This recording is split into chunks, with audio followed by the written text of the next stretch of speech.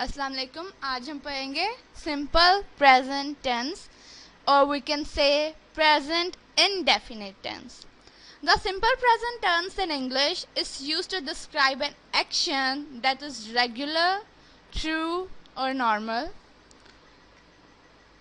Now let's take a view on its structure. जब हम इसका स्ट्रक्चर बनाते हैं तो हम सबसे पहले सब्जेक्ट लगाते हैं, फिर हमारी वर्ब आता है, and then the rest of the sentence or you can say object. अब सब्जेक्ट हमारे पास जो है वो दो तरह के होते हैं, सिंगुलर एंड प्लूरल. जो सिंगुलर होते हैं उनमें हम एक शख्स की बात करते हैं या तो फिर ही शी इट एक चीज़ की बात होती है. लेकिन जो प्लूरल होते हैं उनके अंदर हम ज़्यादा लोगों की बात करते हैं एंड प्लूरल में आई यू वी दे ये सब भी इंक्लूड करते हैं. अब वर्ब, जब हम प्लूरल के साथ वर्ब लगाते हैं तो वो अपनी फर्स्ट फॉर्म में आती है, एग्जैक्ट फॉर्म में, उसके साथ हम कुछ ऐड नहीं करते. लेकिन जब हम सिंगुलर के साथ वर्ब लगाते हैं तो हम फर्स्ट फॉर्म के साथ एस या ई एस ऐड करते हैं और फिर उसके आगे हमारा ऑब्जेक्ट आ जाता है और the rest of the sentence. For example सबसे पहले हम प्लूरल के साथ देखते हैं. I speak English at home, and for singular we will say he speaks English at home, or for plural we say you learn English at home, and for singular she learns English at home. I hope I'm clear. The spelling for the verb in the third person differs depending on the ending of that verb. For verbs that end in O, CH, SH, double S, X or Z, we add ES in the third person. अब जब हम singulars में verb के साथ S या ES add करते हैं तो वो हम इस हिसाब से करते हैं कि जो हमारे वर्ब की स्पेलिंग है वो क्या है. जो verbs O, CH, SH, double S, X, Z पे एंड करते हैं उनके एंड पे हम ई एस ऐड करते हैं.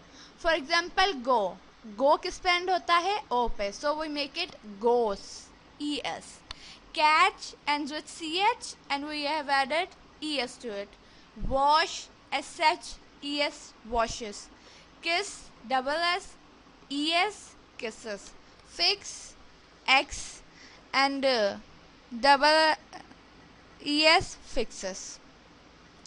For words that end in a constant plus y, we remove the y and add ies.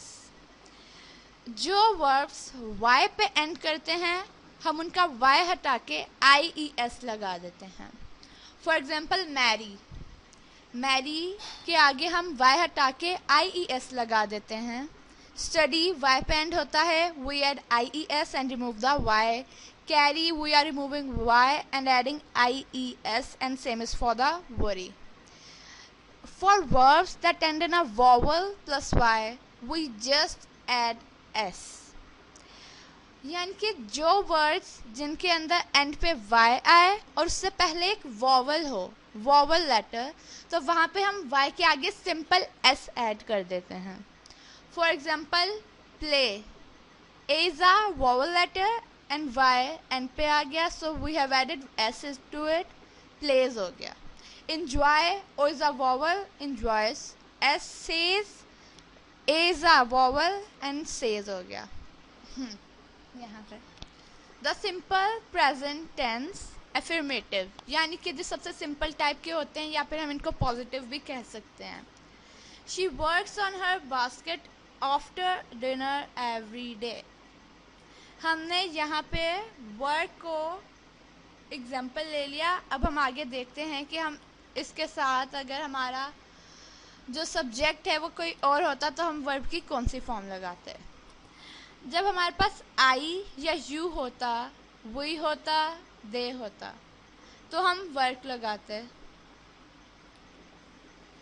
जब हमारे पास ही शी इट होता तब हम वर्ब्स लगाते, क्योंकि ही शी इट जो है वो सिंगुलर में आता है और आई वी यू दे ये सब हम प्लूरल में लेते हैं.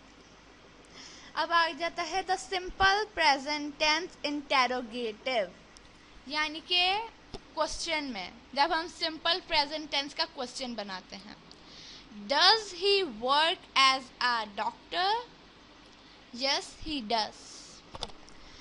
जब हम सिंगुलर सब्जेक्ट के साथ क्वेश्चन बनाते हैं तब हम अपने सेंटेंस के शुरू में डज लगाते हैं, या तो फिर जैसे हमने पढ़ा है कि सिंगुलर के बारे में हमारा जो वर्ब होता है उसके आगे ईएस लग जाता है, इसलिए भी हम जब सिंगुलर सब्जेक्ट होता है तो ईएस लगाते हैं डू के साथ, और जब प्लूरल होता है तो हम सिर्फ डू लिखते हैं। लाइक आई, वी, यू, दे, ये सब हम प्लूरल में लेते हैं और इनके साथ हम डू लगाते हैं। ही, शी, इट, ये सब हम सिंगुलर में लेते हैं और इसके साथ हम ईएस भी लगाते हैं, सो ये डज हो जाता है, कुछ नहीं। The simple present tense negative, he doesn't work as a doctor. जो नेगेटिव सेंटेंसेस होते हैं उनमें हम नॉट लगाते हैं, बाकी ये सिंपल ही होते हैं।